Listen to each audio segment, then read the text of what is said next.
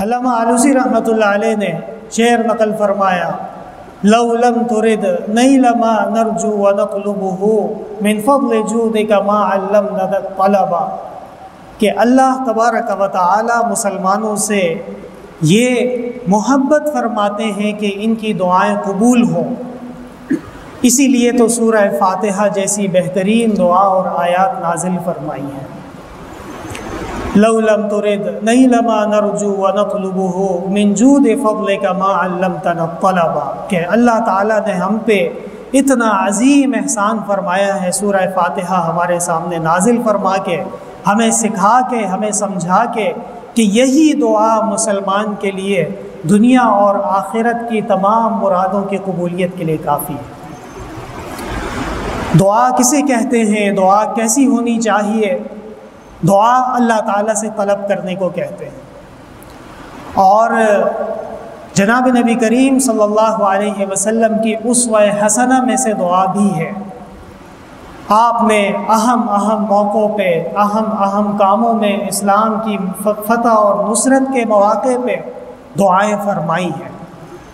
یا رب ان شئت لم تعبد، اے اللہ یہ چھوٹی سی مسلمانوں کی جماعت بدر میں مسجد عریش جہاں آج موجود ہے، وہاں آپ صلی اللہ علیہ وسلم کا خیمہ لگایا گیا، وہاں آپ نے دعا فرمائی ہے۔ طائف کے موقع پہ جب اہل طائف نے آپ کی ناقدری کی اور آپ پر پتھر برسائے، جبرائیل امین تشریف لائے اور فرمایا کہ اللہ تعالیٰ سے اجازت ملی ہے، آپ حکم فرمائیں تو اس بستی کو الٹ دو یہیں پہ۔ آپ صلی اللہ علیہ وسلم نے فرمایا، اللہم اہدہم فإنہم لا یعلمون، اے اللہ ان کو ہدایت دیجئے، یہ حق جانتے نہیں۔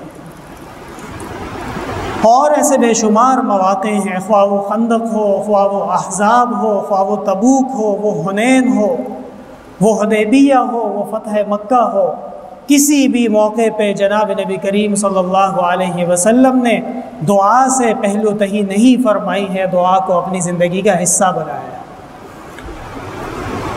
اور دعا ایک مسلمان مومن جو اپنے رب سے طلب کرتا ہے، یہی دعا کافی ہے۔ یعنی بعض حضرات اس بات کو معمول بناتے ہیں کہ خود تو دعا کبھی بھی نہیں کریں گے، دوسروں سے بار بار بولتے ہیں کہ دعا کیجئے۔ دوسروں سے بولنا شریعت میں ثابت ہے۔ جناب نبی کریم صلی اللہ علیہ وسلم نے حضرت عمر فاروق رضی اللہ تعالی عنہ کو سفر عمرہ سے قبل فرمایا تھا کہ اپنے بھائی کو دعا میں یاد رکھنا۔ جب ایک پیغمبر ایک امتی کو دعا کا کہہ سکتا ہے تو یہ تعلیم للامت ہے، ایک امتی دوسرے امتی کو ضرور دعا کا کہے، لیکن رسم و رواج کی حد تک نہیں، بلکہ دعا ایسی ہو کہ بندہ ہاتھ اٹھائے تو براہ راست عرش پر اس کی توجہ، بندہ ہاتھ اٹھائے تو اللہ تبارک و تعالی کا مشاہدہ اس کے سامنے آ جائے۔ ان تعبد ربک کأنک تراہ فإن لم تکن تراہ فإنہ یراک، عبادت وہ اللہ تعالیٰ سے ملاقات، دعا وہ اللہ تعالیٰ کے حضور حاضر ہونے کا نام ہے۔ اور جس طرح نماز عبادت ہے، جس طرح روزہ عبادت ہے، ہم اس میں سنتوں کا خیال رکھتے ہیں، اسی طرح دعا میں بھی ہمیں سنتوں کے آداب کا خیال رکھنا ہوگا۔ ادعوا ربکم تضرعا وخفیا، اپنے رب کو پکارو عاجزی کے ساتھ اور آہستگی کے ساتھ۔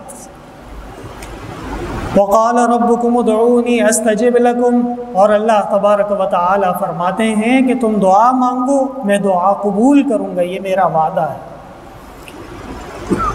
لیکن جہاں بے توجہی ہوتی ہے اور جہاں بظاہر دعاؤں سے پہلو تہی ہوتی ہے، شاعر نے کہا ہاتھ اٹھائے ہیں مگر لب پر دعا کوئی نہیں، کی عبادت بھی تو ہو جس کی جزا کوئی نہیں۔ ایک انسان پوری رات آہ و گریہ کرتا رہے، پکارتا رہے اور کہے کہ میں دعا کرتا ہوں، دعا میں وہ کبھی ایک بابے کو یاد کرے، کبھی دوسرے کو یاد کرے، کبھی تیسرے کو یاد کرے، یہ دعا نہیں ہے۔